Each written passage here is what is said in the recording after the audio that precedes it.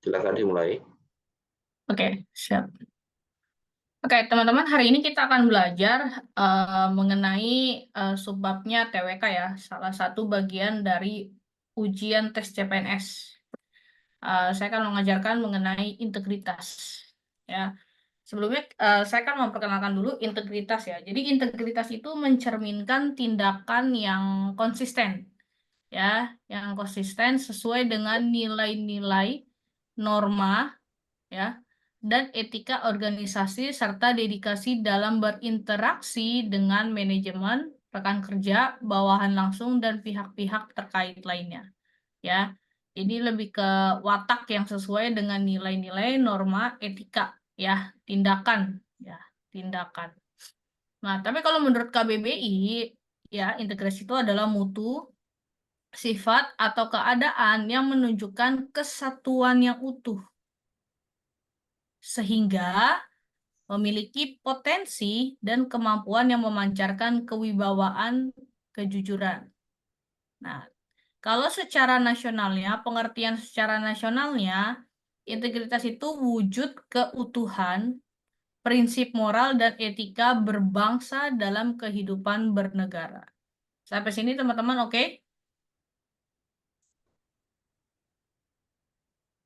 Jelas ya pengertian integritas? Ada pertanyaan? Oke, Mbak.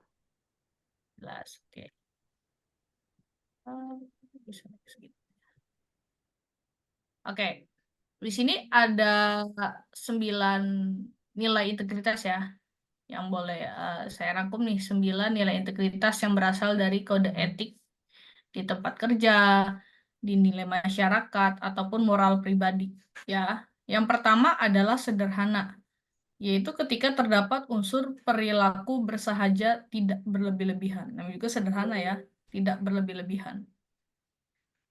Berikutnya adalah berani, yaitu ketika unsur percaya diri tidak gentar menghadapi bahaya, ya. Jadi dia lebih ke tidak gentar nih. Nah, menghadapi bahaya, ancaman, dan kesulitan. Berikutnya adalah peduli, yaitu ketika terdapat unsur mementingkan, memperhatikan kepentingan orang lain, ya, bangsa, negara, dan orang lain. Ya, itu.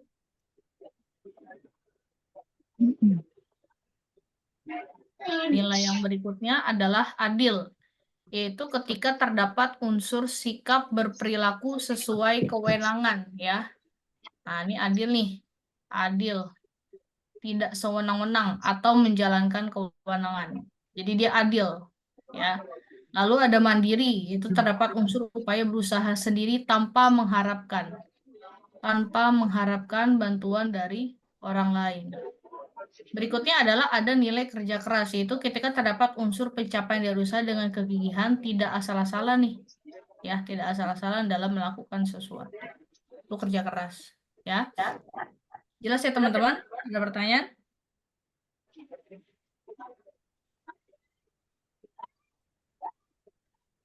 Jadi tidak ya. Oke. Berikutnya adalah nilai bertanggung jawab, yaitu ketika terdapat unsur memperbaiki kesalahan dan menerima konsekuensinya. Oke. Berikutnya adalah disiplin, yaitu ketika terdapat unsur peraturan yang dipatuhi ya. Di disiplin itu karena disiplin karena ada peraturan yang dipatuhi. Sebentar Mbak Tias, sebentar saya cek dulu. Teman-teman, ketika halo teman-teman, ketika Zoom meeting langsung tolong di mute ya mic-nya.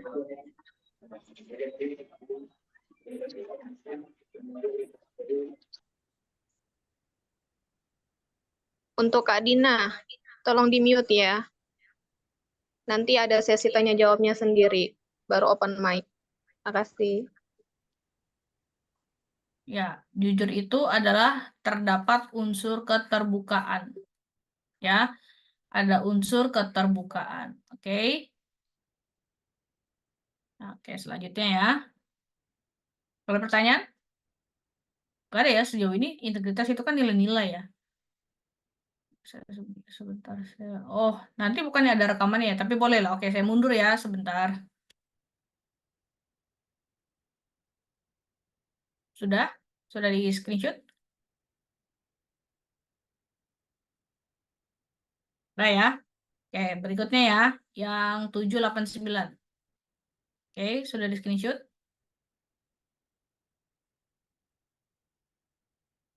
Nah, itu dia. Ya, nanti di-share kok materinya. Oke, kita langsung masuk ke latihan soal ya, teman-teman. Dengan nilai-nilai yang tadi nih. Dengan prinsip dasar nilai yang tadi. Coba saya minta teman-teman nih mencoba dulu nih sebelum akhirnya saya bahas.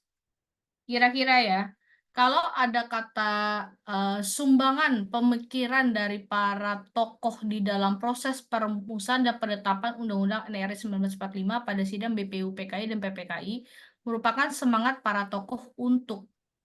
Nah, misalnya nih, sebaiknya sih memang para peserta sudah mengetahui ya apa isi daripada sidang BPU PKI dan PPPKI. Ya, tapi seandainya kalaupun memang teman-teman tidak sempat membaca ya, tidak, maksudnya apa sih gitu, cuma tahu sejarahnya bahwa BPU PKI adalah badan apa pembentukan undang sebelum sebelum kemerdekaan. Kalau PPKI kan persiapan ya, persiapan untuk kemerdekaan kita.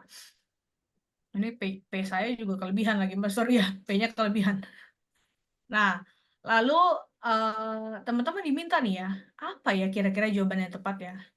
Kata kuncinya sumbangan pemikiran, ya. Berarti ada pandangan nih dari para tokoh, di mana isinya adalah untuk menetapkan sebuah undang-undang peraturan di negara kita Indonesia. Artinya teman-teman, kalau misalnya ada sumbangan pemikiran, berarti ada hal yang kurang lengkap atau tidak sempurna atau gimana nih supaya dari penetapan yang A ditambah pemikiran yang B ditambah pemikiran C menjadi sesuatu yang rampung bertujuan untuk bangsa dan negara kita gitu. Jadi teman-teman itu kalau dibilang sumbangan pemikiran berarti ada satu tujuan ya, ada satu tujuan atau goal nih yang diharapkan ya, karena yang sebelum-sebelumnya belum rampung menurut menurut pemikiran para tokoh. Sepertinya masih kurang lengkap deh, masih belum nasionalisme deh, masih belum bisa mencangkup seluruh lapisan masyarakat Indonesia deh. Sehingga ada kata sumbangan pemikiran. Seperti itu ya teman-teman ya ketika membaca ya. Nah, ini saya membantu teman-teman memahami teks dikala kita nggak tahu isi BPUPKI dan PPKI nih. Kita apa ya memahaminya secara bahasa Indonesia dulu ya. Kalau dibilang sumbangan pemikiran berarti ada yang belum rampung ya. Kira-kira kalau saya kasih A, B, C kayaknya tercapai nih tujuan nasional kita karena Undang-Undang Dasar itu harus berlaku kepada seluruh ya, kepada seluruh lapisan masyarakat Indonesia ya. Nah, habis itu karena teman-teman tahu informasinya cuma ini, kira-kira nih ya, pilihan mana sih yang tepat dengan kegiatan ini dan tujuannya untuk menjangkau undang-undang ini berlaku untuk seluruh lapisan masyarakat. Tujuan goal yang diharapkan sehingga ada sumbangan. Kira-kira pilihan mana sih teman-teman yang tepat? Menurut teman-teman nih, A, B, C, D, dan E. Yang D bukan, Bu. Oh ya, keren nih. Siapa tadi yang jawab? D. Siapa? Tapi Afif ya? Iya, betul ya. Saya kasih nilai 100 nih. Iya betul Afif. Ya, oh, mantap nih Afif nih. Ya, nangkep ya tadi maksud penjelasan saya tadi di awal ya. ya karena kan dia sumbangan pemikiran tadi itu kan berarti belum menyatu, belum menyeluruh, belum adanya satuan kesatuan. Terus yang jadi saya tangkap. Betul. Ya, itu dia. Ya, jadi memang untuk integritas ya teman-teman, kecuali teman-teman masuk ke implementasi Pancasila, ke bela negara yang memang harus ada hafalan nih. Ya, harus ada hafalan yang bener-bener plek. Oh, saya tahu nih sila pertama isinya apa gitu kan. Sila kedua apa gitu, sila keempat apa, sila kelima apa gitu. Terus kalau misalnya tentang apa sih bela negara gitu ya, pasal-pasal nih, pasal 28 membicarakan apa, pasal 27 setidaknya gambaran teman-teman klasifikasi pasal per pasal gitu kan. Pasal 1 sampai pasal 5 itu isinya kurang lebih apa gitu ya, ayat-ayatnya. Nah, tapi untuk integritas sebenarnya teman-teman, integritas itu lebih kepada nilai-nilai. Ah, jadi kalau misalnya kita paham konteks pembicaraan soalnya, seharusnya untuk kata nilai-nilai atau norma yang berlaku, tipe soal integritas ini tidak terlalu sulit harusnya buat teman-teman.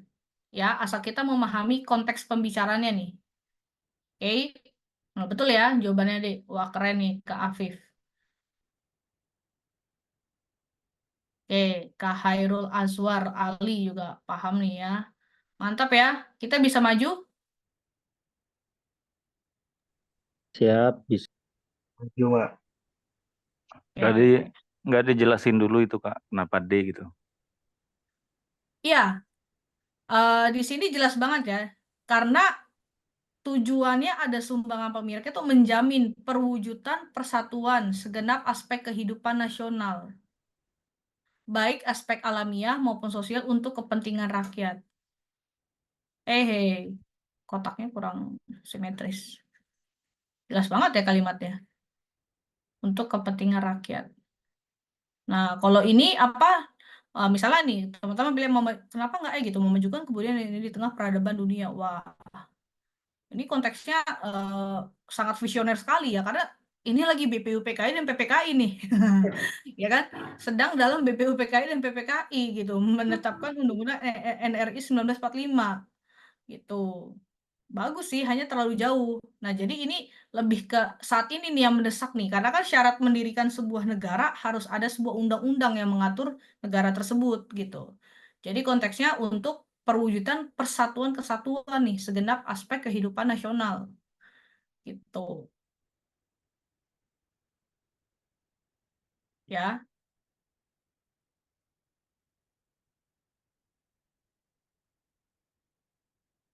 tuh ada pertanyaan.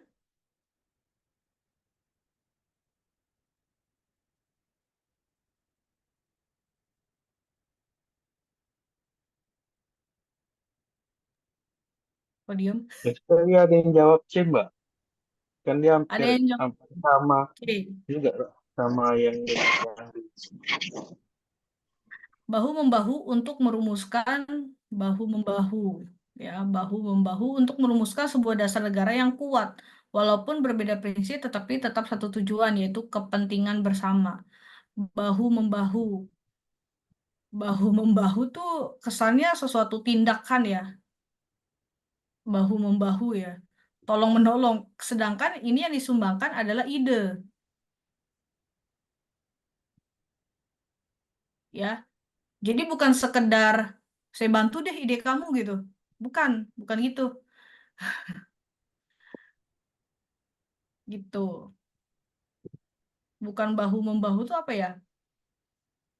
Bahu membahu itu apa ya? Lebih ke gotong royong nggak ya? Bahu membahu, kalimat bahu membahu itu ya. Kamu yang kurang lengkap saya lengkapi gitu ya. Saya mempercepat pekerjaan lebih cepat selesai gitu ya.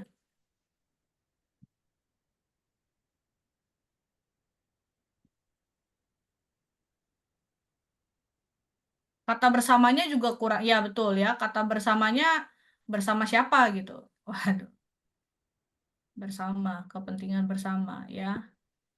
Ingat nih, konteksnya adalah BPUPKI dan PPKI nih teman-teman. Ya, berarti ini adalah konteks kita mempersiapkan kemerdekaan Indonesia. Ya, mempersiapkan kemerdekaan Indonesia. Gitu.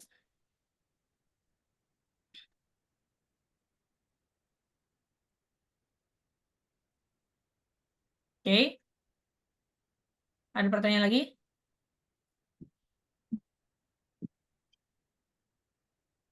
Cukup jelas? Jelas, Kak. Oke, hapus ya. Pak. Oke, next. Oh ya, nih. Ini kalau teman-teman mau lihat lagi ya, penjelasan lebih detail. Tadi kan saya coba, eh, seandainya nih kita tidak mengenal begitu jelas, tapi dari kalimat kita bisa memahami ya. Ini penjelasan dari saya. Jadi Undang-Undang 1945 tuh sebenarnya terbagi atas dua bagian, yaitu pembukaan yang dirumuskan melalui Panitia 9 dan bagian kedua batang tubuh melalui Panitia Kecil perancang undang-undang. Dalam perumusan undang-undang terdapat perdebatan karena perbedaan pemikiran. Nah, perbedaan ini diakhiri melalui sidang sidang PPKI pertama 18 Agustus 1945 dengan menetapkan Undang-Undang Dasar 1945 sebagai konstitusi negara.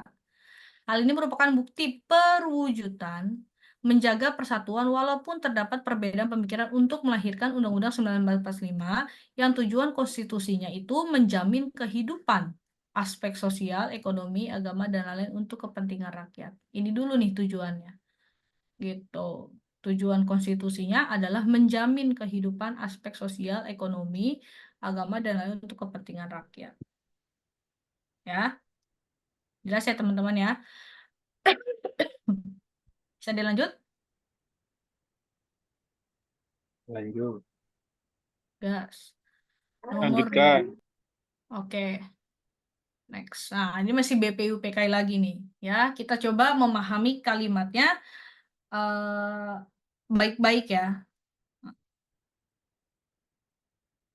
BPUPKI melaksanakan sidang pertama dengan semangat kebersamaan dan mengutamakan musyawarah mufakat. Insinyur Soekarno dalam sidang, ini kenapa sih saya typo banget, dalam sidang BPUPKI tanggal 1 Juni 1945, 1 Juni 1945, berarti belum merdeka nih guys, ya, belum merdeka. Menyatakan kita hendak mendirikan negara Indonesia yang bisa semua harus melakukannya. Semua buat semua. Dari pendapat Insinyur Soekarno tersebut terlihat bahwa, kira-kira nih teman-teman, apa ya yang tepat ya?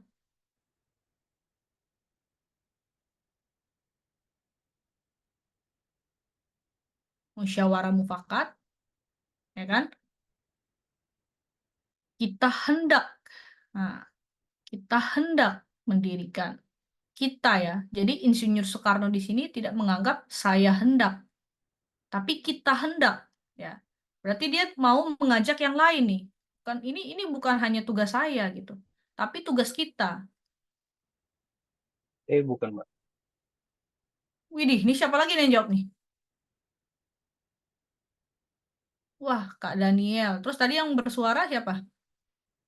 Saya, Afif. Kak Afif lagi. Kayaknya nih luar Ya, biasa nih Kak Afif nih.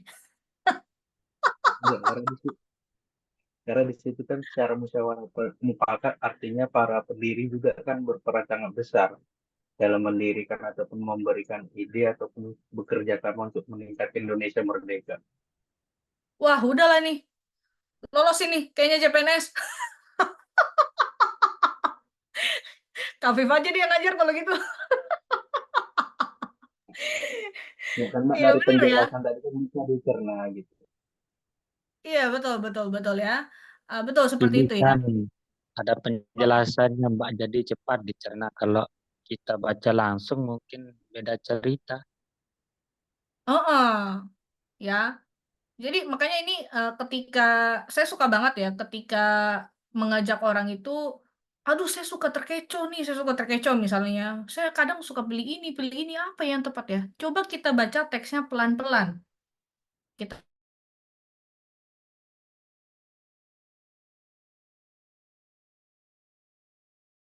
so, karena nggak tahu nih. Ada kata-kata penting di sini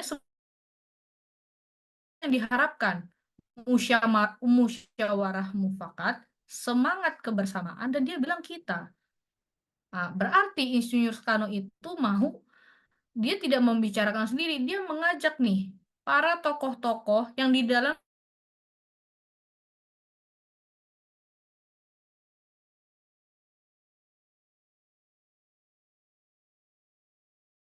sinyal. Bentar, wifi saya kenapa ya? Bentar, sebentar. Ntar kalau mati lagi jadi keganggu. Bentar ya teman-teman. Keep. Saya ganti wifi dulu. Oh, pantas.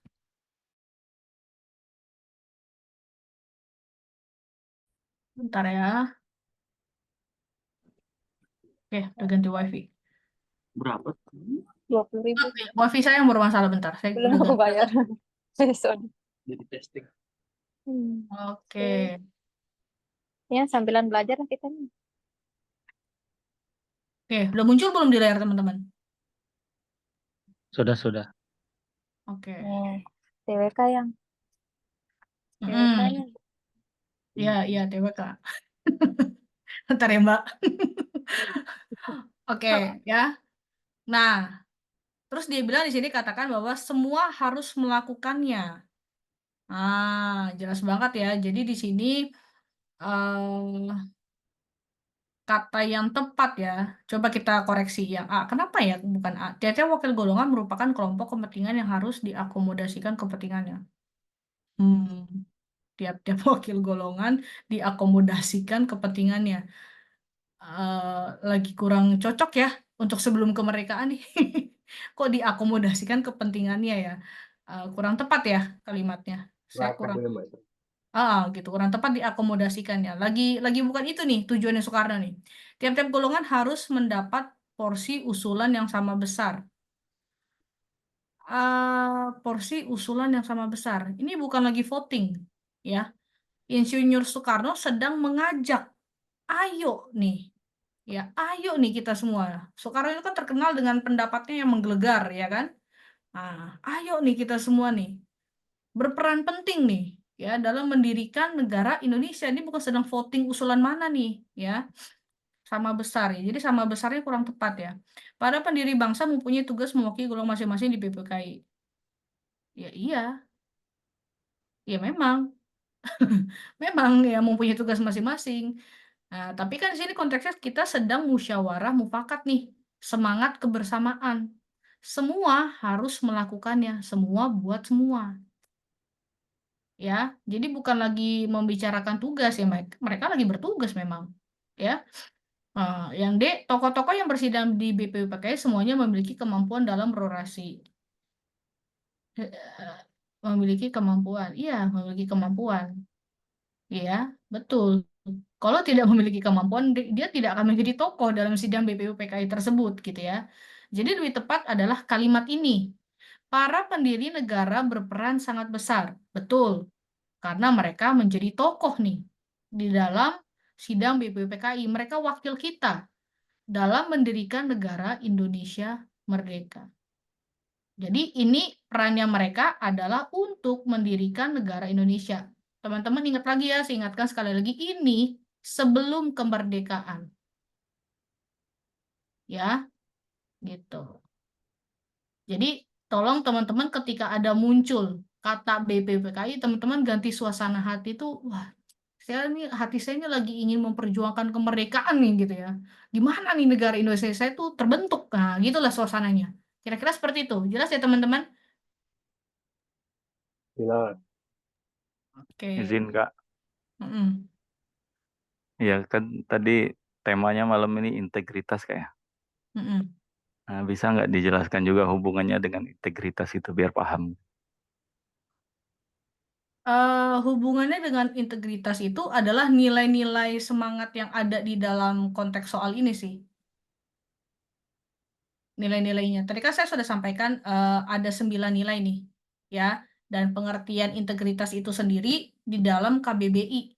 Coba saya ulang lagi sebentar ya, slide yang pertama.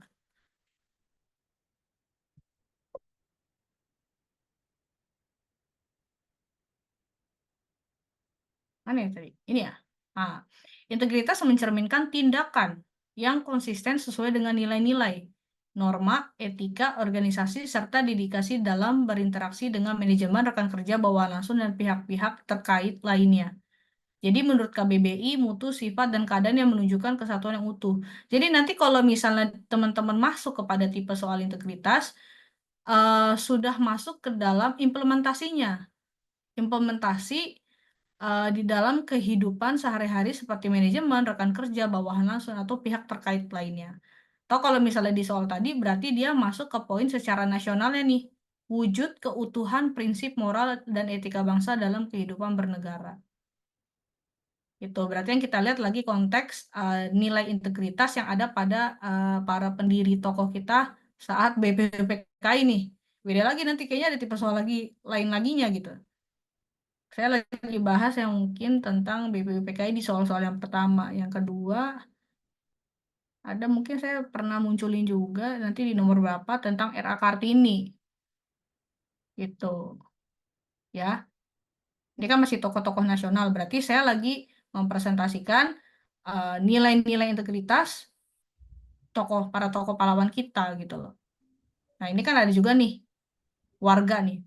Peduli sesama merupakan pengamalan Pancasila seseorang perempuan tua. Nah, jadi nilai-nilai dalam kehidupan sehari-harinya. Itu suara siapa ya? Oke, tadi yang nanya gimana, Kak? Oke Kak, oke. Ya, BTW kok kagak ngecas ya? Oke, sip. Lanjut. Nah, coba ini pembahasan menurut saya ya. Tapi nanti nomor 9, 10 kayaknya saya pengen coba teman-teman jawab tanpa saya bantu ya. Kira-kira benar juga nggak jawabannya? Oke, pembahasan 2. Opsi yang berkaitan dengan kalimat pernyataan Yusuf Kala ialah opsi E. Karena kata kunci dari pernyataan ini ialah mendirikan negara Indonesia. Kata kunci keduanya adalah semua harus melakukannya. Semua buat semua. Artinya seluruh para pendiri bangsa harus melakukan peranan untuk mendirikan negara Indonesia. Gitu. Ya, jelas ya teman-teman ya. Jadi Jelas, intinya jelas.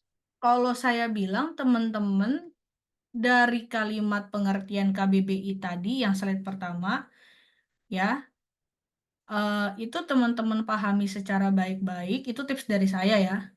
Intinya semua hal yang baik deh. Semua hal yang baik. Intinya gitu TWK. Yang integritas ya. Semua hal yang baik tadi saya bilang. Kecuali teman-teman masuk ke implementasi Pancasila. Bela negara yang teman-teman harus menghafal isi Pancasila, sila-sila. Lalu undang-undang, pasal-pasalnya, ayatnya. Itu kan emang harus teman-teman hafal. Tapi ketika masuk ke integritas, teman-teman pilihlah yang apa ya? Yang sangat baik. Jawaban yang sangat baik dan menyeluruh. Yang kedua adalah saya minta teman-teman pahami soal baik-baik. Ya, bukan karena teman-teman saya terkecoh A, B, C, D, bukan karena teman-teman tidak paham kalimat awal permintaannya dengan konteks pertanyaannya.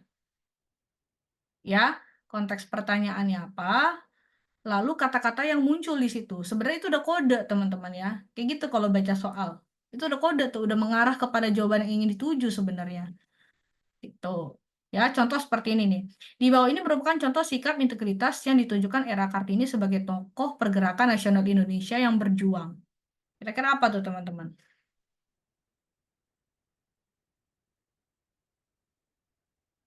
Era Kartini. Apa sih yang terkenal dengan era Kartini? Gelap terbit. Kak.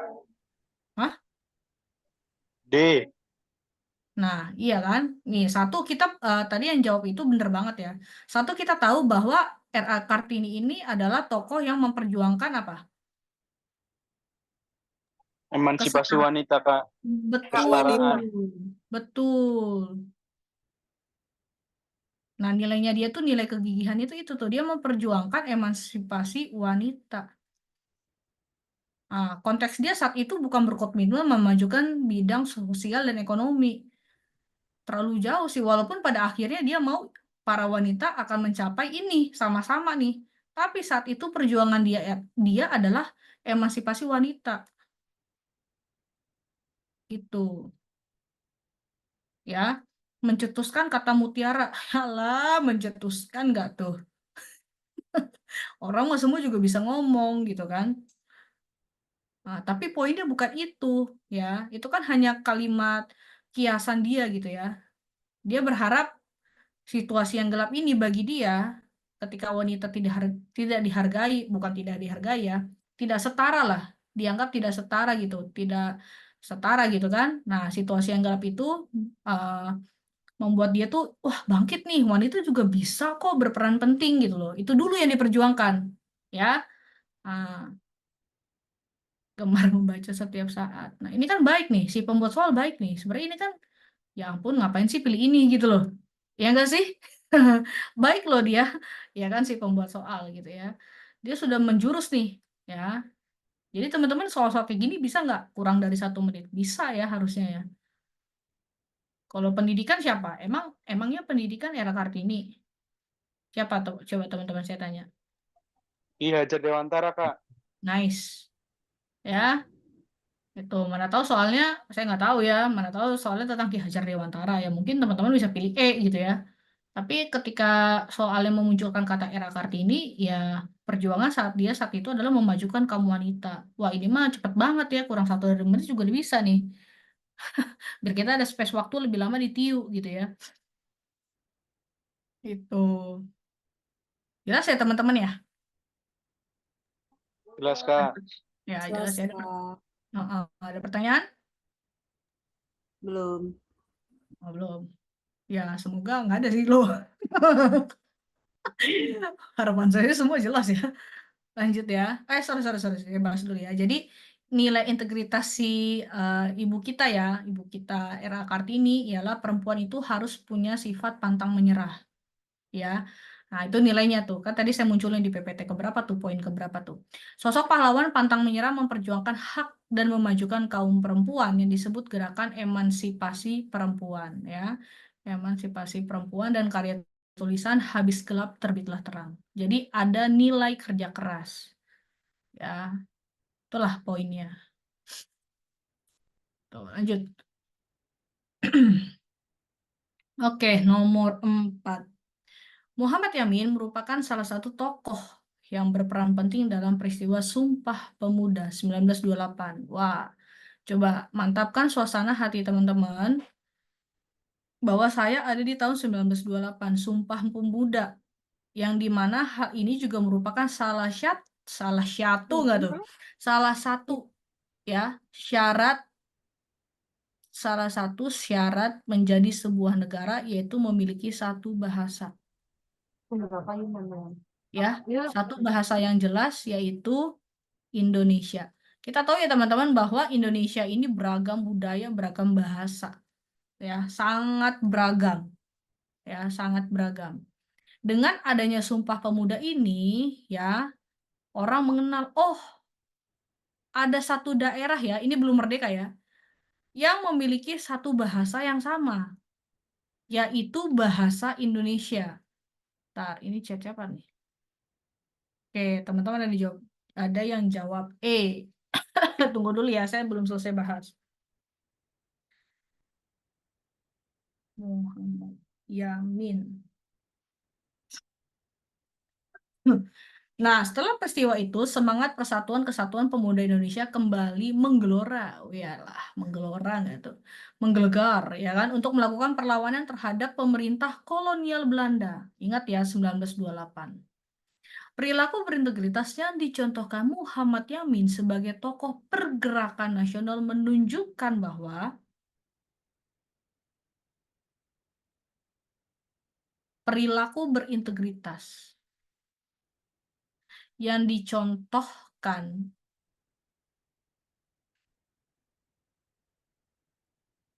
belum, masih jauh kalau teman-teman pilih C, ini harus suasana BPUPKI dan PPKI. Ini jauh, masih 1928 teman-teman.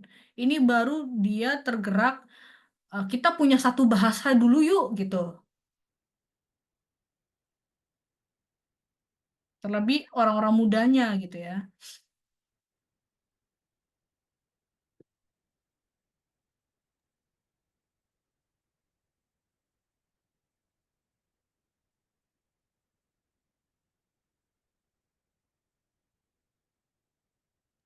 E. Kak. E. Eh,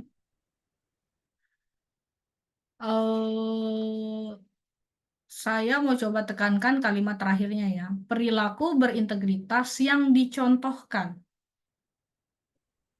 Yang dicontoh. Hah? B. A. Yang jawab A betul ya. Ya A. Yang Sekarang dicontohkan Muhammad Yamin, Yamin. dia meninggalkan apa nih? Bukan tujuan Sumpah Pemudanya ya teman-teman. Dia meninggalkan apa nih? Pesan moral apa nih si Muhammad Yamin? Perilaku integritasnya nih. Kan tadi kan saya udah lingkarin. Yang dicontohkan Muhammad Yamin menunjukkan bahwa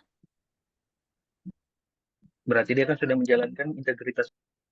iya, itulah prestasi Muhammad Yamin. Dia meninggalkan nilai integritas, yaitu dia sudah menciptakan ya Sumpah Pemuda ini sebagai bukti utama. Soalnya soal ini nggak nanya tujuan Sumpah Pemuda gitu, atau Iya, Pak. iya kan? Terkecoh Ya, kan?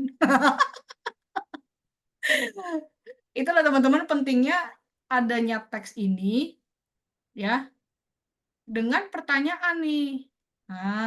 Pertanyaannya apa nih? Itu kan tadi saya bilang berarti kan, kan jadi bukan teman-teman tuh nggak bisa. Tadi bener tuh ada yang jawab, Pak. Bukan teman-teman tidak bisa, tapi kadang kita terkecoh. Saya tidak teliti baca soal yang ditanya apa gitu. Ya kan bisa jadi dong. Kita udah terbawa suasana nih panjang lebar nih segini nih. Wah, teksnya intinya misalnya ditanya gitu kan bla bla bla bla. Siapakah penulis?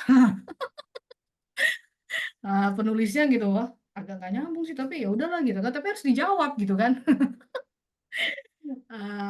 Gitu ya teman-teman ya. Coba dia meninggalkan apa nih? Contohnya apa? Jadi intinya soal ini mau ngasih tahu ini loh bahwa kita harus mencontoh Muhammad Yamin. Dia meninggalkan prestasi. Prestasi dia adalah menciptakan adanya Sumpah Pemuda di tahun 1928. Dikala tidak ada gerakan-gerakan apa, dia menciptakan ini nih, Sumpah Pemuda 1928. Menggerakkan banyak orang untuk seia sekata, ya, satu pemikiran mengakui kita satu bahasa, bahasa Indonesia, satu tanah air Indonesia. Baru itu dulu nih yang diperjuangkan Muhammad Yamin, gitu. Paham ya teman-teman ya? ya berarti tadi kan Sumpah Pemudanya itu sudah terjadi kan, Pak. Sudah dilaksanakan. Mm-mm. Itu. Jadi perilaku berintegritasnya apa nih yang dicontohkan nih? Jelas ya teman-teman? Ada pertanyaan? Jelas, Kak. Bas, nice. Ya, coba saya lihat pembahasan saya. Nah, jadi narasi soal adalah Muhammad Yamin ya memiliki peran penting nih dalam peristiwa Sumpah Pemuda, yaitu perumus Sumpah Pemuda. Sebagai bukti prestasi Muhammad Yamin, jika dihubungkan nilai integritas terdapat nilai kerja keras, ya, kedisiplinan. Karena prestasi didapatkan dengan cara kerja keras dan kedisiplinan. Nah, jadi lebih ke nilai apa nih, nilai integritas apa nih? Yang dicontohkan oleh si bapak kita, Bapak Muhammad Yamin. Bukan ditanya tujuan Sumpah Pemuda atau harapan Sumpah Pemuda bagi bangsa Indonesia. Bukan itu yang ditanya, ya teman-teman. Oke, jelas? Jelas. Ya, Jelas. teman-teman. Nah, oke, jelas, jelas ya, teman-teman pasti bisa. Oke, yang ini kita lebih teliti ya, baca soalnya. Oke. Perhatikan pernyataan berikut ini. Kurang titik dua nih. Saya udah kayak dosen aja nih revisi tulisan saya sendiri. Loh, negara menjamin kepentingan individu dan golongan. Ntar dulu. Coba ke pertanyaannya dulu ya. Banyak banget soalnya. Berdasarkan pernyataan di atas yang menjadi prinsip utama dalam pengelolaan negara yang mencerminkan prinsip Bhinneka Tunggal Ika. Bhinneka Tunggal Ika. Apa sih prinsip Bhinneka Tunggal Ika? Apa coba saya tanya? Apa nih? Nggak ada yang bersuara? Bhinneka Tunggal Ika apa dulu nih? Ntar nggak bisa jawab lagi kalau nggak tahu Bhinneka Tunggal Ika. Berbeda-beda tapi satu. tapi satu Oke, berbeda-beda tapi tetap satu. Juga. sama. Hmm. Berdasarkan pernyataannya, misalkan prinsip utama dalam pengelolaan negara mencerminkan berbeda-beda tetapi tetap satu. Oke, kira-kira nomor berapa ya?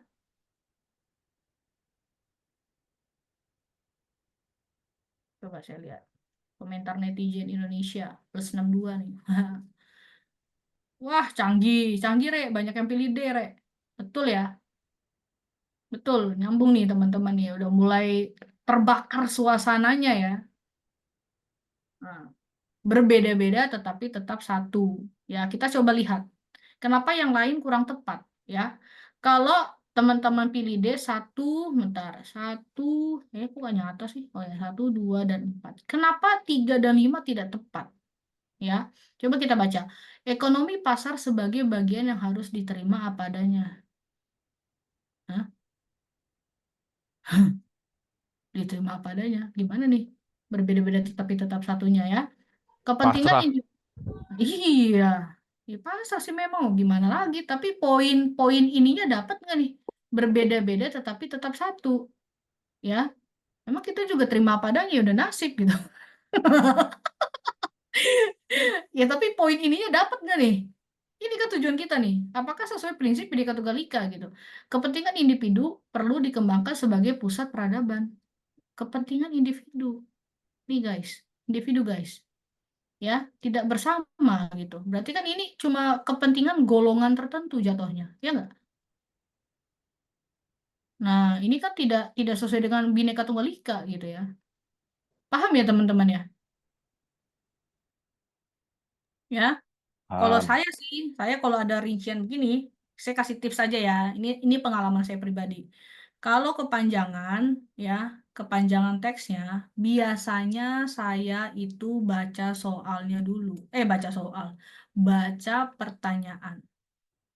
Kenapa? Nggak tahu nih, ini kalau saya curhat aja. Saya baca pertanyaannya dulu pertama. Baru saya baca teksnya. Kalau saya nih, kenapa? Karena misalnya nih saya baca teksnya dulu. Perhatikan pernyataan berikut. Ini berapa detik nih? Ini saya baca 5 detik. Oke, 5 detik. Oke, 5 detik. Oke, 5 detik. Oke, 5 detik. Oke. Baca pertanyaannya ini ya kira-kira saya 10 detik. Oke, memahami nih prinsip berikut ini. Terus saya bilang, "Oh iya, apa ya tadi yang saya baca?" Saya gitu. Kalau saya ya, apa sih tadi? Saya baca lagi jadinya. Baca lagi ke atas.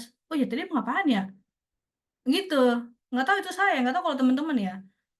Ah, gitu. Kalau saya begitu. Jadi kenapa saya baca pertanyaannya dulu supaya saya tahu nih, oh tujuan saya mencari kalimat nih yang kira-kira akan sama dengan prinsip Bhinneka Tunggal Ika. Oke, saya coba tarik nih mana nih ya negara menjamin kepentingan individu. Nah, menjamin kepentingan individu. Oke, Bhinneka Tunggal Ika nih kan bersama-sama nih, berbeda-beda mencakup semua orang. Oke, bener ya. Negara itu suatu kesatuan masyarakat integritas segala golongan dan bagian. Wah, ini lagi nih sangat menyeluruh gitu kan. Ekonomi pasar diterima apa adanya. Enggak sih, apa sih Bhinneka Tunggal Ika kok apa adanya sih? Agak gimana gitu ya kalimatnya. Negara tidak memihak kepada suatu tidak memihak. Wah, nice, nice, very nice ya kan. Berbeda-beda tapi tetap satu gitu kan. Oh, ini bener banget nih nomor 4 ya kan. Kepentingan individu, kepentingan individu sebagai pusat peradaban lagi. Masa kepentingan dia doang sih? Gitu kan? Saya nggak penting gitu. Walaupun kenyataannya saya juga nggak penting sih. Tapi kan, tapi kan setidaknya gitu ya, kepentingannya itu harus kepentingan menjangkau semua orang gitu ya, jangan individu tertentu gitu. Ya, kira-kira seperti itu. Ya, teman-teman ya. Jadi saya udah baca pertanyaannya 10 detik, tapi saya menghemat nih. Saya udah tahu nih tujuan saya tuh mau ngapain. Saya mau cari kalimat yang sesuai dengan prinsip Bhinneka Tunggal Ika. Nah, jadi saya nggak mengulang lagi, udah baca lagi. Saya hemat 1, 2, 3, 4, 5. Saya hemat 25 detik. Nggak tahu ya kalau saya, ya kan? Kadang aja kalau ngomong, hah? Ah, atau ya apa yang lain lancar gitu ya kalau sekali ngomong. Kadang saya, hah? Apa sih? Hah? Apa sih gitu? Jadi lebih baik karena kelemahan saya seperti itu, jadi saya biasanya mengutamakan baca pertanyaannya dulu, saya fokus nih mau ngapain, baru saya baca teks, gitu. Ya, teman-teman itu tips dari saya aja. Kalau teman-teman bisa langsung baca dan tahu, nggak balik lagi ke nomornya, wah canggih sih. Ya ikuti aja gitu, saya tidak melarang. Saya hanya berbagi pengalaman saja. Jelas ya teman-teman ya? Jelas. Oke. Ini lanjut apa gimana nih? Lanjut ya? Lanjut, Kak. Oke. Ya udahlah ya, panjang kali nih. Ya, terserah temen mau baca silahkan. Saya udah jelasin sebenarnya. Udah ya, jelas ya. Kan PPT-nya juga saya kasih nanti di grup. Oke, lanjut. Sikap perilaku yang ditunjukkan sesuai dengan prinsip Bhinneka Tunggal. Oh, Bhinneka Tunggal Ika lagi nih. Oke. Jadi kita mencari ya sikap perilaku yang ditujukan sesuai dengan prinsip dalam konteks tersebut adalah sikap perilaku yang sesuai dengan Bhinneka Tunggal Ika. Oke, kita baca ya. Kedewasaan berpikir bijaksana di dalam menyikapi sesuatu dan memiliki prinsip yang kuat sebagai warga negara sangat dibutuhkan dalam menghadapi permasalahan. Oke. Yang muncul terhadap perbedaan agama, suku, budaya yang ada pada masyarakat. Oke. Jadi sikapnya apa nih teman-teman? Kira-kira yang tepat apa?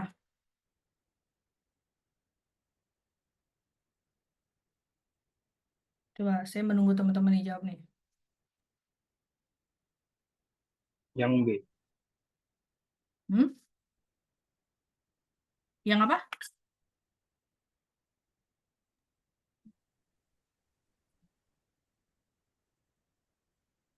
Yang B.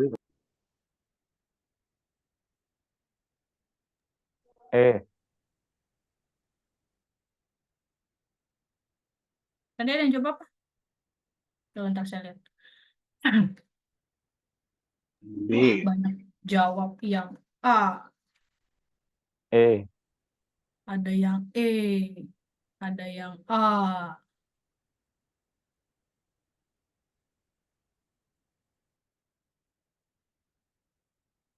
Coba ya, muncul Yang D, Bu. perbedaan, muncul perbedaan, muncul apa? Perbedaan ini kata kunci nih. Jadi tolong jawaban tidak akan jauh dari konteks soal. Coba saya baca lagi dulu ya. D, ada yang D. Ada yang C.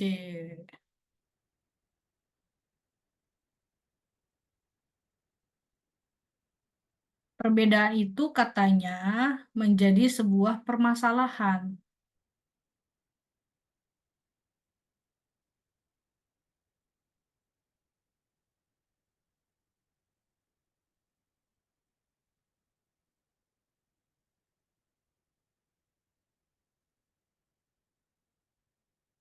Coba. Nah, Huda yang nyambung. Ya, Huda Yang jawab. B. Mm-mm. Ya dari Ya. tadi yang B tadi bilang, Bu. Oh ya, teman tadi yang aku nggak dengar soalnya. sorry. Ya, Huda nih nyambung nih. Ya. Ya, karena sejauh mungkin minimalisir dia Iya, perbedaan. memang gitu ya. Jadi gini teman-teman, sikap perilaku yang ditunjukkan sesuai dengan prinsip-prinsip, sikap apa nih? Dia menunjukkan sikap kedewasaan berpikir. Dia menunjukkan sikap bijaksana. Dia menunjukkan sikap prinsip yang kuat. Ini 3 sikapnya nih yang dia bahas. Ada kedewasaan berpikir, ada bijaksana, ada prinsip yang kuat. Kenapa harus ada 3 sikap ini? Karena ada permasalahan nih. Permasalahannya mencakup adalah karena ada perbedaan. Terlalu banyak perbedaan sehingga adanya masalah. Gitu. Terlalu banyak perbedaan sehingga ada permasalahan nih. Apa sih permasalahan yang ada? Ini nggak jauh-jauh dari agama, suku, dan budaya. Gitu. Ya. Jadi solusinya dengan adanya sikap kedewasaan berpikir, dengan adanya sikap bijaksana, dengan adanya sikap prinsip yang kuat, diharapkan kita dapat meminimalisir keberadaan perbedaan agar tidak terjadi nih konflik nih yang ada di masyarakat ini nih. Yang 3 hal ini, agama, suku, budaya.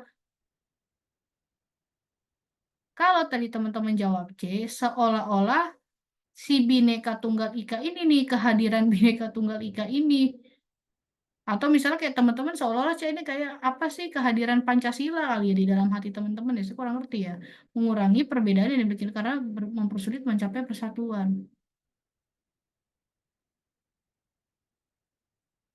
Karena ini 1, 2, 3 ini adalah teman-teman yang ada di tengah-tengah masyarakat. Nah, teman-teman yang ada di tengah-tengah masyarakat, ketika memiliki 3 sikap ini, harapannya adalah dapat membantu meminimalisir nih perbedaan agar tidak terjadi konflik. Intinya soal ini, dia mengajak, ayo teman-teman, masyarakat Indonesia, kita harus punya 3 sikap ini. Kedewasaan berpikir, bijaksana, dan prinsip yang kuat. Sehingga masalah yang muncul nih di Indonesia ini, yaitu tentang agama, suku, dan budaya, itu dapat terminimalisir kalau teman-teman punya 3 sikap ini. Gitu.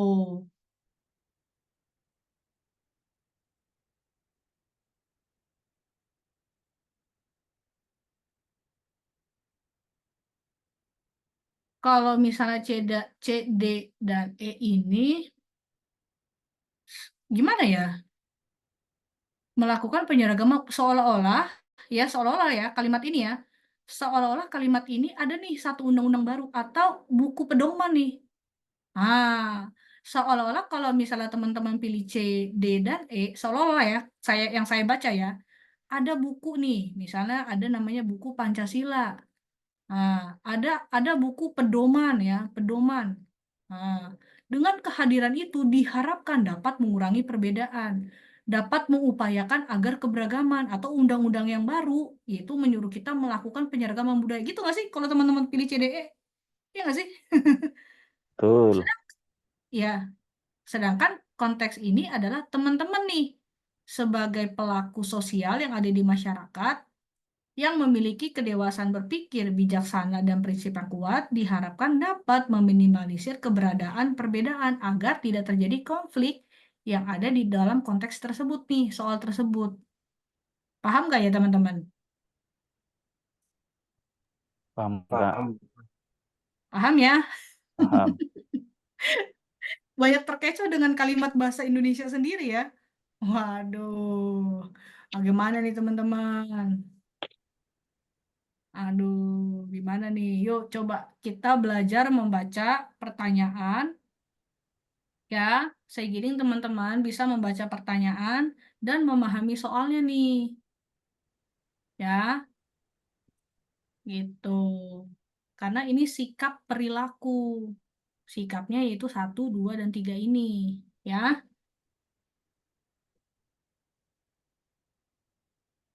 oke. Nah, jadi tujuan di soal 6, kehadiran teman-teman yang memiliki 3 sikap tersebut mampu meminimalisir keberadaan perbedaan agar tidak terjadi konflik nih di masyarakat Indonesia. Jelas ya teman-teman? Jelas. Oke, nice. Nih, ya, coba kita baca nih pembahasan yang saya buat nih ya. Prinsip-prinsip Bhinneka Tunggal Ika. Apa sih? 1, common denominator, yaitu menjaga kerukunan. Ya, teman-teman menjaga kerukunan dengan berupaya menemukan persamaan dalam perbedaan. Ya, yang kedua, tidak sektarian atau inklusif, tidak menganggap bahwa diri sendiri yang paling benar. Nah, jangan sampai nih teman-teman, kan tadi kan ada sikap kedewasaan, ya. Nah, paling benar nih dibandingkan orang atau kelompok lain. Nah, tidak formalitas, ya. Bhinneka Tunggal Ika bersifat umum dan menyeluruh yang dilandasi rasa menghormati, ya, saling mempercayai dan saling rukun nih antar sesame. Betawi banget gue nih. Sesama ya maksudnya ya guys. Sesama enggak tuh. Berikutnya bersifat konvergen ya. Jadi masalah perbedaan tidak untuk dibesar-besarkan ya. Jangan terlalu hiperbola ya. Tetapi berupaya mencari titik temu dalam perbedaan. Tuh sikapnya teman-teman nih, sikap perilaku teman-teman yang sesuai dengan Bhinneka Tunggal Ika. Oke, tadi yang pilih C, D, dan E seolah-olah ada panduan gitulah kayak menurut saya undang-undang terbaru atau Pancasila atau norma terbaru diharapkan dapat. Nah, kira-kira kesannya seperti itu kalau teman-teman pilih C, D, dan E. Sedangkan di sini konteksnya adalah kehadiran teman-teman nih untuk mengatasi konflik tersebut, ya. Jelas ya teman-teman ya? Ah, Lanjut. Oke. Oke, kita baca ya soalnya. Masyarakat yang multikultur. Ada yang bermasalah dengan kata multikultur? Paham? Nggak ngerti, Bu. Ngerti ya? beragam. Oke. Semoga tidak salah nih guys. Oke, bangsa yang majemuk. Oke, ada yang bermasalah dengan kata majemuk? Tidak ada ya. Seperti Indonesia perlu menciptakan masyarakat yang multikultur. Nah, masyarakat yang multikultur dalam beragama bercirikan beragama apa beragam nih? Sorry bentar. Saya kayaknya tipe deh. Soalnya nggak, bentar.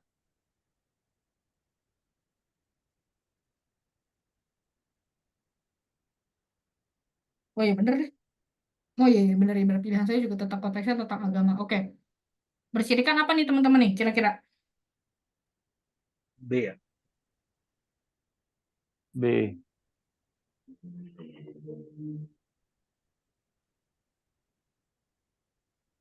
ciri-ciri. Ciri-ciri ya. Ah, Kak. Ah, Hmm?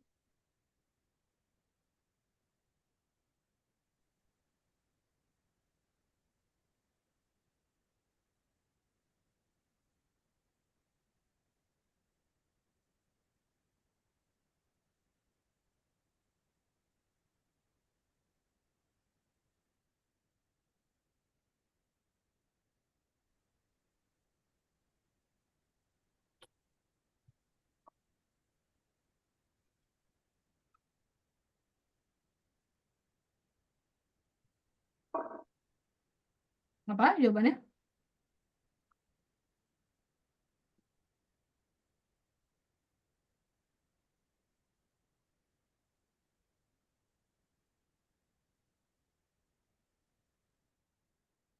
B, B, B. Ntar saya lihat teksnya. Banyak yang jawab. Wah, banyak yang jawab apa ya? Sebenarnya bagus nih, ya. Coba saya bener ya jawabannya A. Mungkin ada teman-teman yang mungkin masih coba kita lihat KBBI ya. Multikultur ini apa nih? Eh, kok ada yang jawab? Ah, sorry. Jawabannya bukan A, teman-teman. Sorry. B, B, B. Bukan B juga. Makanya saya bilang tadi, ada yang paham gak nih makna kata multikultur? Kak. Ya, betul. Sesuatu E itu ya. beragam. Eh, ini. Eh, sebentar. Itu ada WhatsApp saya, ntar baca lagi.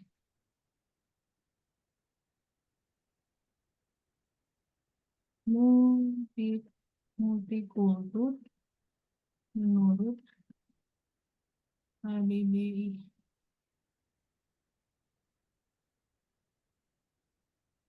Gejala pada seseorang atau seseorang ditandai oleh kebiasaan menggunakan lebih dari satu kebudayaan. Pandangan ragam. Pandangan tentang ragam kehidupan di dunia berkaitan dengan kehidupan serta politik.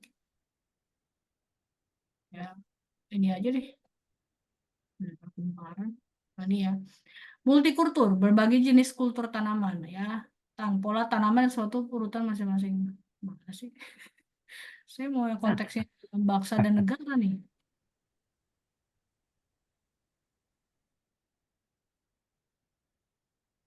Beragam, keberagam budaya.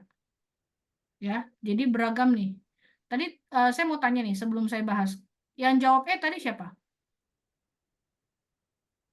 Saya Kak. Saya Kak.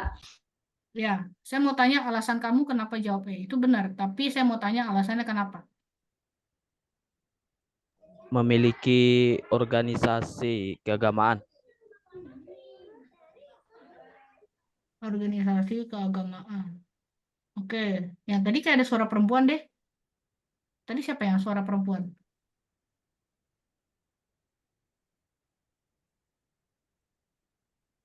Kenapa kamu pilih E gitu?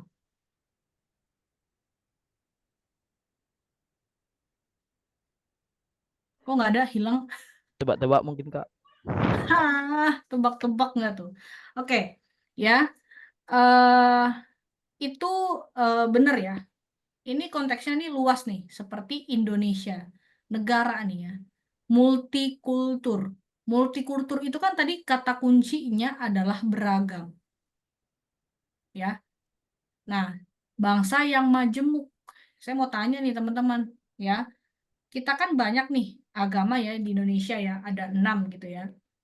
Nah, yang menjelaskan bahwa Indonesia tuh mengakui gitu ya, mengakui perbedaan berbagai agama itu adalah dengan adanya ini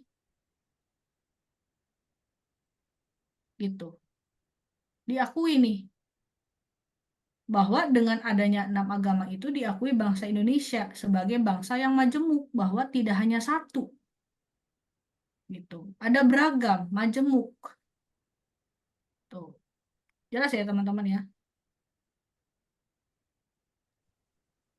Komplementer itu apa lagi, Kak? Nah, komplementer, nice. Kita cari ini ya. Nah, lama-lama saya jadi guru bahasa Indonesia nih. Cara kompleks itu, cara Oh, menyeluruh. cocok nih saya jadi guru bahasa ini. Nambah kemampuan baru nih, komplementer.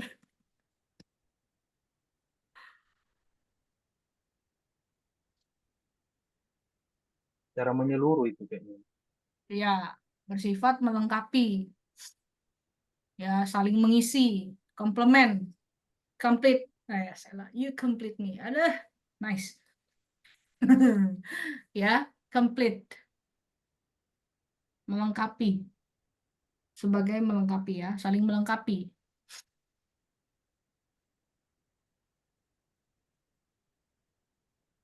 Oh, si Mbak Eva ya, yang suaranya perempuan tadi ya, dia bikinnya di chat. Ya, nice ya. Tidak hanya satu. Jadi ya betul, komplementer. Ya, majemuk. Ya, beragam nih, tidak hanya satu. Makanya tadi saya bilang nih, teman-teman tahu nggak nih kata multikultur dan kata majemuk? Saya kotakin kan tadi. Itu kata kuncinya ya. Gitu. Jadi kita saling melengkapi nih ya, satu dengan yang lain sebagai umat yang beragama. Oke, jelas?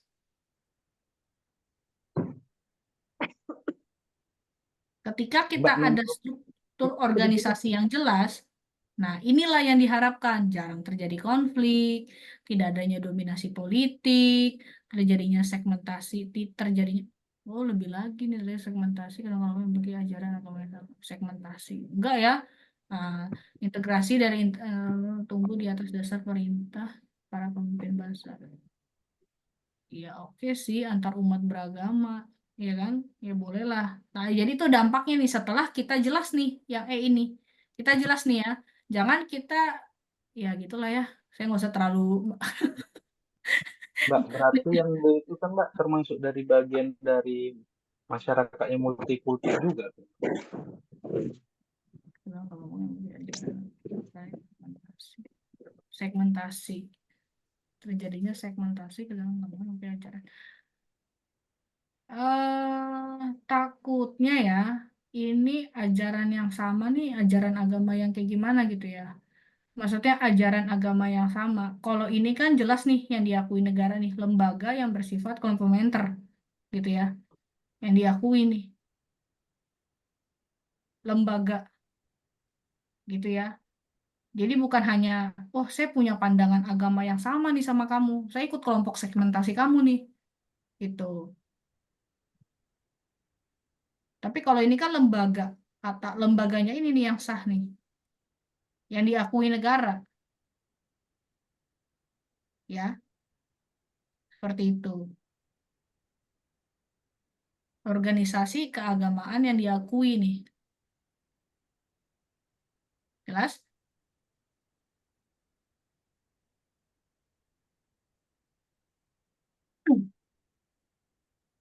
Deh ya teman-teman ya.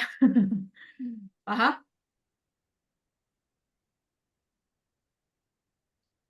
Halo? Halo, Mbak. Ini Hah? yang nomor B itu kan berarti dia termasuk masyarakat yang multikultur juga kan, yang Yang mana? tidak ada dominasi politik keagamaan yang B. Apa? Yang B.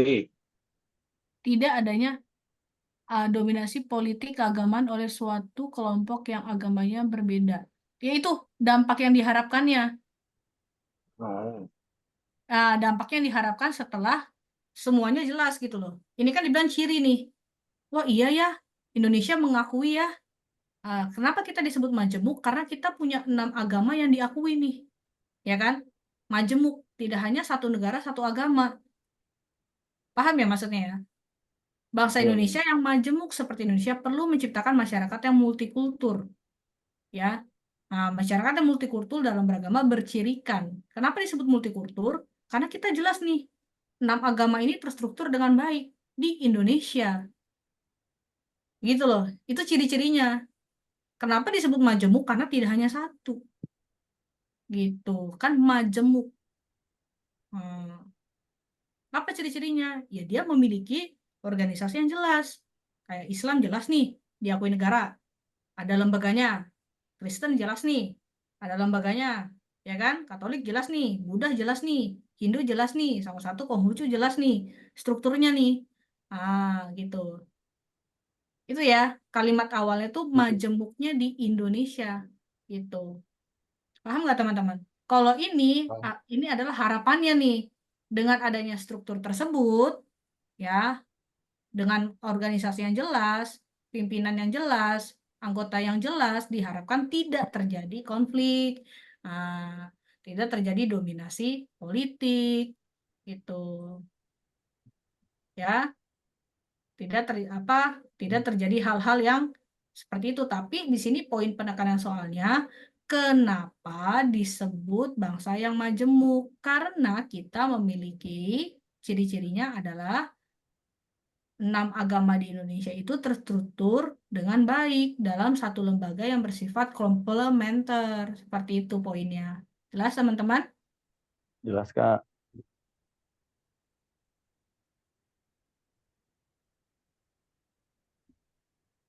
Oke. Lanjut ya. Nah, Siap. nih, masyarakat multikultur adalah gambaran masyarakat yang memiliki, ini loh maksudnya, ya, keragaman budaya, suku, bahasa, agama, dan struktur sosial. Gitu, yang ciri-cirinya memiliki keragaman yang berbeda dan cukup kompleks. Tidak hanya satu atau dua keberagaman yang muncul, bahkan lebih dalam banyak keberagaman. Nah, ya kan? Memiliki norma yang disepakati bersama. Bersatu melalui proses yang waktu lambat. Perbedaan masyarakat memicu terjadi. Nah, ini ciri-cirinya nih. Terjadi dominasi. Nah, tadi yang lain-lainnya, ya kan? Itu dampaknya. Tapi disebut multikultur itu apa? Disebut multikultur dan itu apa? Karena kita memiliki keberagaman yang tidak hanya satu. Ya, tidak hanya satu. Majemuk. Jelas ya teman-teman ya? Jelas. Aduh, aduh, aduh. Jelas. Ada yang lebih bersih. Aduh. Ditutup dulu, Ibu.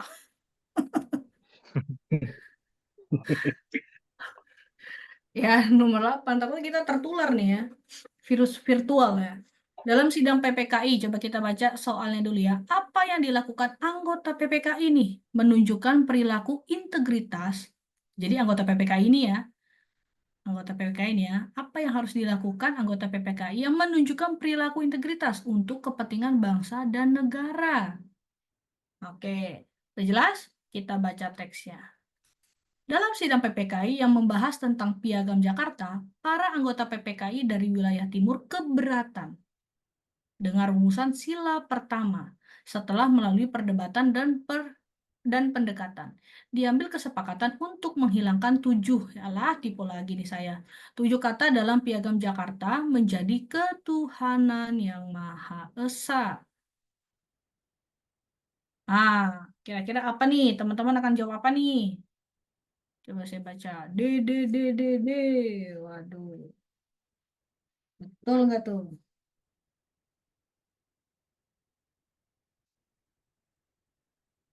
Hmm.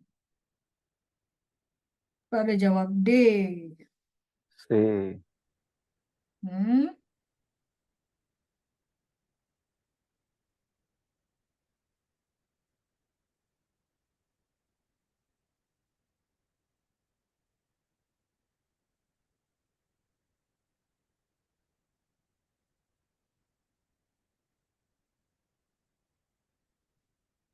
Emang Nah, kerja. coba yakin jawabannya D.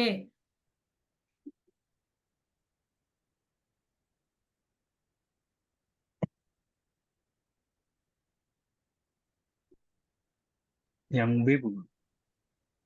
Coba perhatikan kalimat pertanyaannya ya. Apa yang dilakukan anggota PPKI menunjukkan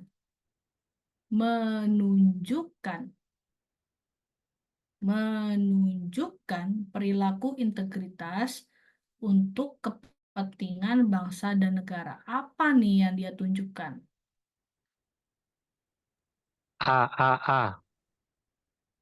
Saya rasa nih Huda lolos nih nanti CPNS nih. Dari tadi gua pantau-pantau nih si Huda bener mulu nih. Aduh.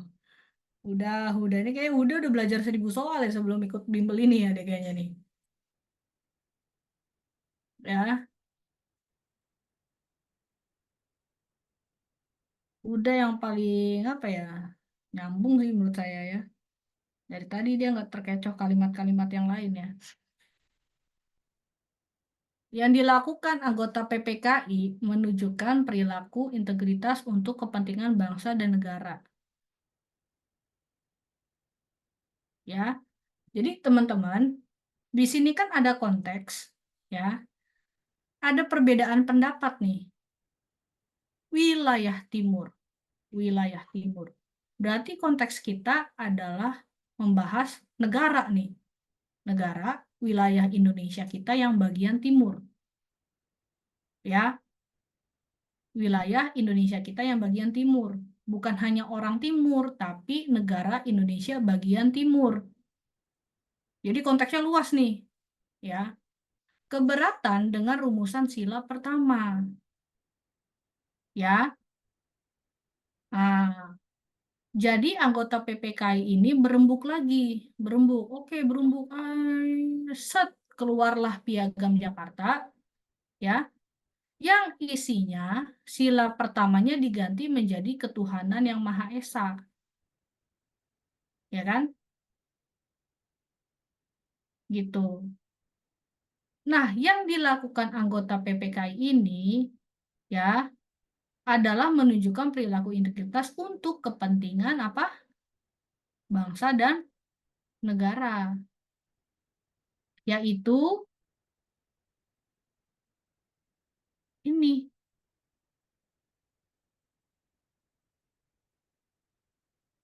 PPKI ya. Ini tipe banget sih saya. Udah bener deh.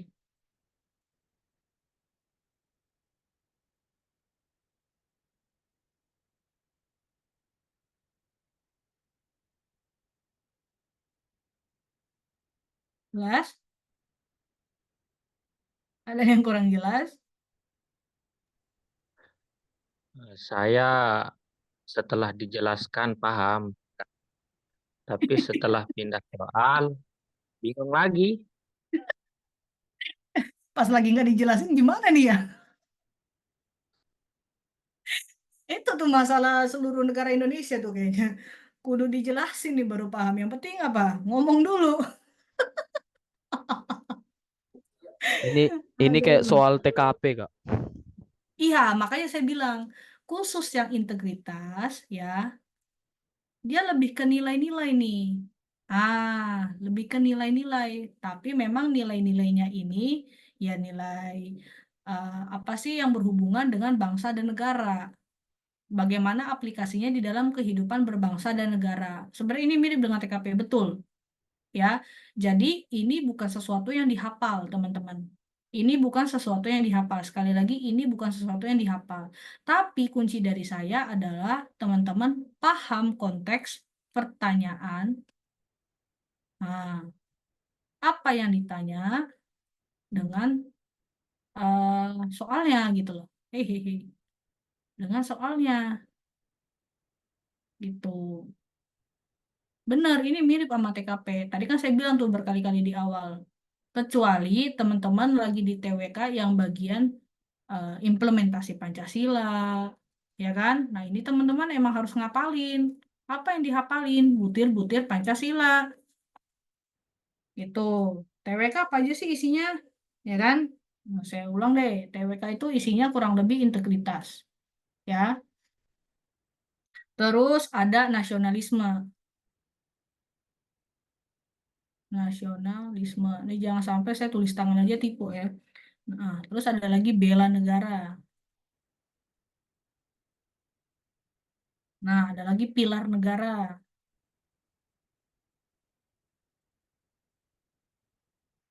Nah, ada lagi yang namanya bahasa Indonesia nih.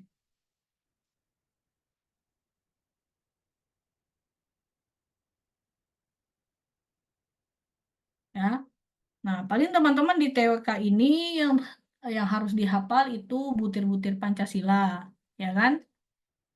Ya, sama ya undang-undang. Itu aja sih kayaknya ya, simbol negara gitu. Lambang-lambang negara. Apa sih? Ada 5 kan? Bintang, rantai, padi dan kapas, banteng, sama apa? Saya belum sebut pohon beringin ya, pohon beringin. Ya, yang kelima padi dan kapas. Gitu ya, simbol-simbolnya. Terus undang-undang, pasal-pasal dan ayat, lalu Pancasila. Mungkin itu yang dihafalin. Selanjutnya, tinggal teman-teman memahami konteksnya nih. Ya, memahami konteks pertanyaan dengan soal yang sedang dibahas. Soalnya saya rasa teman-teman ada aja gitu yang benar gitu kan. Dan ketika saya tanya kenapa milih itu, ya jawabannya oke gitu. Nah, berarti kan bukan teman-teman tidak bisa gitu. Tapi kurang paham mengenai apa yang ditanya dengan konteks pembahasan soal yang sedang dibicarakan nih. Ya, oke? Jelas? Jelas, Kak. Oke, lanjut. Nah, ini coba saya bahas ya. Hasil Piagam Jakarta menimbulkan keberatan di wilayah timur. Hal ini dapat menyebabkan terjadinya konflik yang mengarah pada perpecahan. Kalau tidak apa ya? Tidak dirembukan kembali gitu ya. Jadi untuk menghindari hal tersebut, anggota PPKI sepakat menghilangkan 7 kata dari Piagam Jakarta. Nah, nilai integritas yang ditujukan oleh PPKI adalah kepedulian. Nah, tadi kan saya bilang, ini teman-teman wilayah timur. Ya, jadi ini konteksnya Indonesia kita yang wilayah timur. Nah, kepedulian terhadap keutuhan bangsa dan negara untuk menjaga persatuan bangsa. Begitu teman-teman. Ya, jelas? Jelas ya. Nah, ini nomor 9 sama 10 saya minta teman-teman coba tidak saya bantu. Wes. Bisa nggak nih nomor 9 sama 10? Coba-coba. Kalau saya nggak bantu, pada jawab apa nih nomor 9? Coba tulis di kolom komentar.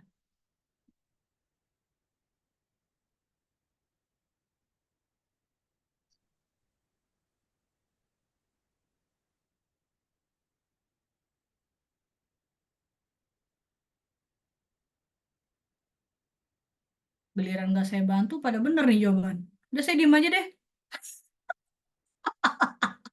Bener saya diem aja ya. Teman-teman jawab aja sendiri gitu. Bener memang B jawabannya. Apa saya nggak usah ngomong ya beneran.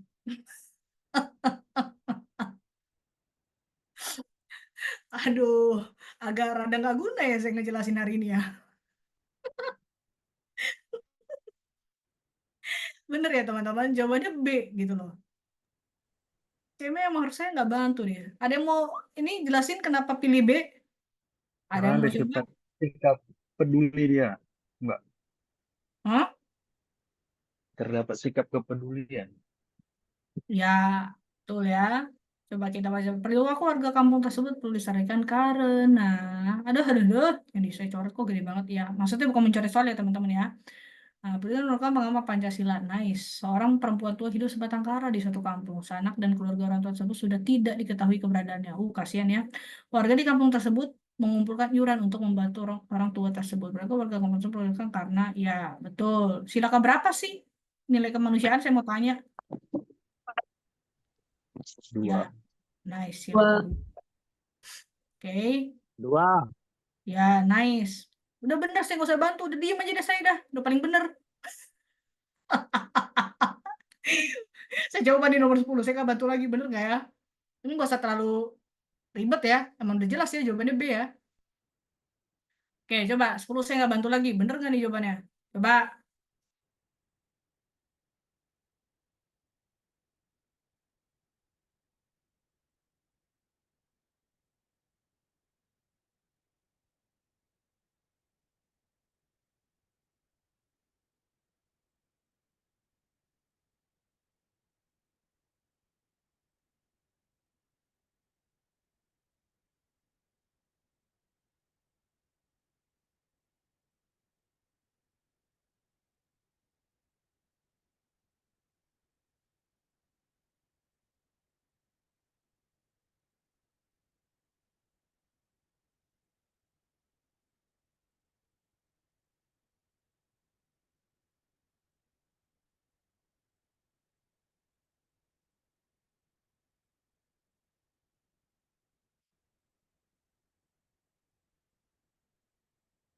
Waduh.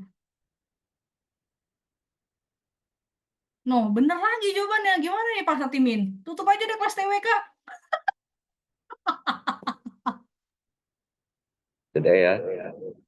Bener lagi nih. Giliran saya diem pada bener. Oke. Baik. Berarti ya minta waktu sedikit ya teman-teman ya. Ya. Nah, ini kalian apa? Kalian teman-teman saya ngasih tambahan dan ngasih apa namanya? penekanan aja. Pertama, kita sedang ada di bahasan TWK, tes wawasan kebangsaan. Tes wawasan kebangsaan itu tadi sudah Mbak Tia sampaikan bahwa kurang lebih materi muatannya nanti ada pilar negara yang isinya adalah Pancasila dan Undang-Undang Dasar 45, ada nasionalisme, ada integritas, ada bela negara dan bahasa negara ya. Bahasa negara yaitu bahasa Indonesia. Nah, hari ini kita sedang bicara soal integritas. Secara sederhana, kalau kita mengabaikan slide tadi, kalau dalam bayangan saya, integritas itu, kalau teman-teman membayangkan ada sebuah mesin, sebuah komponen mesin itu bisa dikatakan berintegritas. Itu kalau sebuah komponen berfungsi dengan baik, menjadi satu kesatuan integral dari sebuah mesin. Kalau dalam konteks bernegara, kalau kita dinyatakan berintegritas, maka sikap kita, nilai dari mulai alam pikir, ucapan, dan tindakan. 3 ya, alam pikir, ucapan, dan tindakan itu apa namanya solid dan apa namanya dan berfungsi dengan baik untuk menjaga persatuan dan kesatuan bangsa. Jadi kata kunci integritas adalah setiap individu di dalam negara itu mempunyai nilai-nilai yang baik, berfungsi dengan baik untuk menjaga persatuan dan kesatuan negara. Saya masuk lagi, dalam konteks tes wawasan kebangsaan, maka teman-teman harus mengetahui, karena nanti ada bahasan bela negara, berarti teman-teman harus mengetahui sejarah sejak awal, mungkin organisasi pertama misalnya Trikoro Darmo gitu-gitu ya, proses perjuangan kemerdekaan mulai 1928 sampai 1945, dibentuknya BPUPKI, BPUPKI itu apa, hasilnya apa, PPKI itu apa, hasilnya apa, gitu kan? Kalau secara sederhana kan pertama badan BPUPKI itu kan badan penyelidik, maka dia tugasnya adalah mengumpulkan seluruh apa kelengkapan yang dibutuhkan untuk membentuk sebuah negara, gitu ya, supaya nanti nanti integriti, punya kesatuan. Baru kemudian PPKI bekerja merumuskan nilai-nilai dasar-dasar negara yang akan dianut oleh Indonesia. Secara ringkas seperti itu, kemudian masuklah ke Pancasila dan Undang-Undang Dasar 45. Nanti teman-teman kalau nggak paham tolong dicatat, dan ini nanti Mbak Yuni, Mbak Tias tolong dibantu teman-teman disiapkan di pertemuan selanjutnya, peta konsepnya diulang, terus kemudian sejarahnya dipaparkan, nanti baru masuk ke meneruskan bagian-bagian selanjutnya di minggu depan berarti ya. Ini PR kita bersama membantu teman-teman untuk memformulasi mengenali peta konsepnya. Nah, setelah itu kemudian tadi integritasnya sudah kepegang, maka cara kita menjawab soal harus berpikir tentang bagaimana alam pikir, ucapan, dan tindakan yang dinilai mampu mewujudkan persatuan dan kesatuan bangsa. Dengan cara setiap kita punya nilai-nilai tadi yang diutarakan di slide pertama. Maka soal apapun nanti, varian soal apapun yang muncul akan mudah diduga. Jadi tadi Mbak Tia sudah menyampaikan tips dan triknya bagaimana membaca soal, gitu ya. Cara membaca soalnya sudah dikasih tahu, terus kemudian prinsip dasarnya teman-teman harus pegang, ya. Teman-teman harus pegang bahwa ini tes wawasan kebangsaan ada integritas. Integritas itu pokoknya kayak tadi yang saya sampaikan, maka kemudian menerjemahkan ke bawahnya jadi mudah. Nah, kalau teman-teman tidak memahami itu, pertama basicnya riwayat Indonesia ini dibentuk gitu ya, menjadi sebuah negara kesatuan Republik Indonesia itu sejarahnya lupa, lalu kemudian pengertian integritas teman-teman lupa, maka begitu masuk ke soal, teman-teman akan mudah sekali dikecoh, gitu ya, mudah sekali kesleo. Jadi tolong teman-teman catat ini baik-baik sehingga nanti ketemu varian-varian soal lebih mudah, gitu ya. Sampai sini mungkin ada pertanyaan atau saya kembalikan dulu ke Mbak Tia, silakan.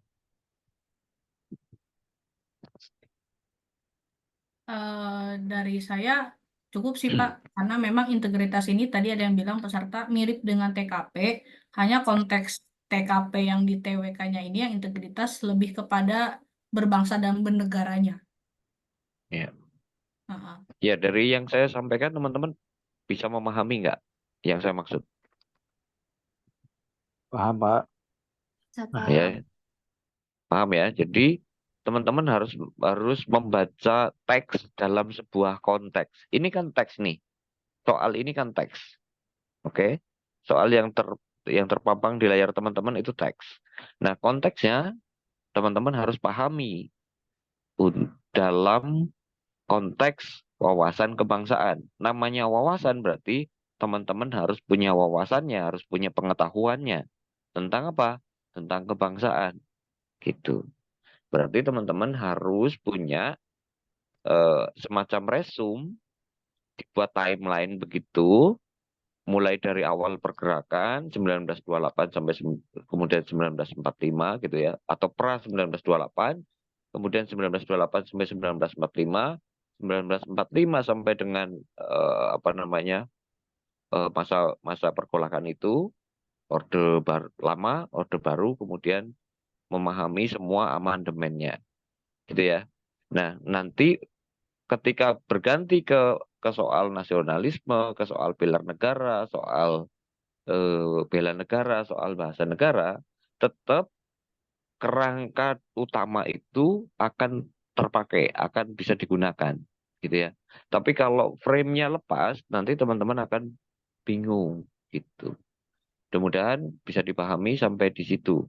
Pokoknya ada sesuatu yang teman-teman harus lakukan pertama kali adalah membaca teks ke dalam sebuah konteks. Tidak bisa teman-teman mengerjakan kalau, tadi kan ada yang bilang ya, kalau saya dijelasin saya ngerti, tapi kalau nggak dijelasin saya bingung lagi. Kenapa? Karena teman-teman terpaku pada teks, lupa dengan konteksnya, gitu. Nah, kalau konteksnya dapat, insya Allah kok teksnya mudah saja untuk dipecahkan. Kira-kira gitu ya. Jadi jangan hanya terpaku pada teks, gitu. Silakan kalau misalnya mau ada yang didiskusikan.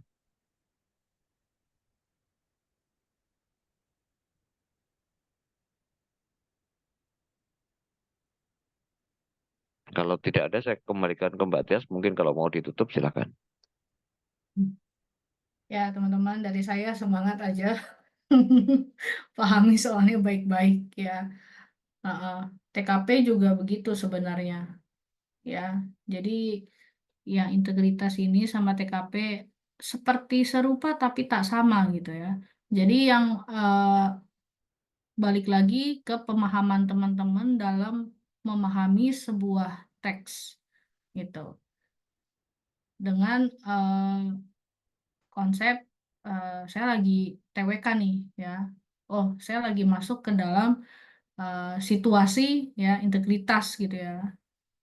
Tuh, jadi saya membahas bagaimana saya yang tadi Pak Satimin udah bilang nilai yang paling baik lah, teman-teman pilih yang paling baik lah gitu ya, diaplikasikan dalam kehidupan berbangsa dan negara. Gitu, teman-teman. Itu aja sih Pak dari saya, yang Pak Satimin sampaikan udah benar kok. Udah mau bantu juga. Sedikit menambahkan Pak Guru Ya, silakan. Dan Mbak Tias, kebetulan ini untuk pengajaran TWK itu kan seharusnya saya ya Pak Ibu Guru ya. Jadi saya mohon maaf kepada teman-teman menangkap dari Zoom meeting hari ini TWK memang untuk wawasan kebangsaannya tidak bisa kita sampaikan semua di slide Zoom karena memang menyangkut sejarah yang begitu panjang ya. Jadi nanti saya akan coba share untuk melengkapi di Zoom berikutnya. Saya akan melengkapi wawasan kebangsaan terkait sejarah yang memang ada keterkaitannya dengan beberapa materi TWK kita. Itu cukup panjang, jadi saya akan coba share soft file-nya ke grup terkait BPPUKI, Sumpah Pemuda, dan lain sebagainya. Itu bisa teman-teman baca dulu, baru nanti kita masuk ke materi-materi berikutnya yang ada keterkaitannya dengan sejarah tersebut gitu. Karena tidak mungkin saya share di slide PPT ya, itu panjang sekali dan kita kalau bahas itu harus ada satu kelas khusus untuk membahas satu sejarah itu gitu loh teman-teman. Jadi itu sih tambahan dari saya teman-teman dan Pak Guru Mbak Tias. Terima kasih. Iya, teman-teman, tadi kan saya cuman khawatir begini loh. Ya, tapi ini masih pertemuan perdana, jadi apa namanya, teman-teman harusnya masih punya waktu. Nanti apapun yang dibagikan, jadi nanti akan dibagikan sesuai dengan channel ya. Jadi kalau misalnya teman-teman cari TWK, berarti channelnya di channel TWK. Di TIU juga begitu. Jadi jangan sampai teman-teman salah paham atau misalnya mungkin salah kamar gitu ya, nyari TWK tapi di channel TKP atau di channel TIU gitu ya. Nanti nggak berurutan. Kita berusaha untuk membantu teman-teman menstrukturkan bahasan. Nanti kita bantu sebisanya supaya teman-teman lebih mudah memahami, mengkontekstualisasi sebuah soal, sebuah persoalan, sebuah masalah. Pokoknya kunci yang tidak boleh teman-teman lepas adalah jangan baca teks terlepas dari konteksnya. Itu harus. Jadi kalau teks harus dibaca dalam sebuah konteks.